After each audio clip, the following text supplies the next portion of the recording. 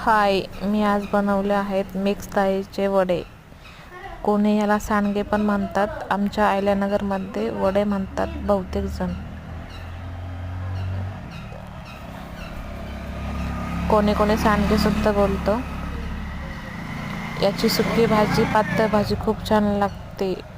सुके खायलाही छान लागतात फ्राय करून. काय नाही, सोपी रेसिपी आहे मस्त. मी 2 प्रकारच्या डाळी घेतल्यात.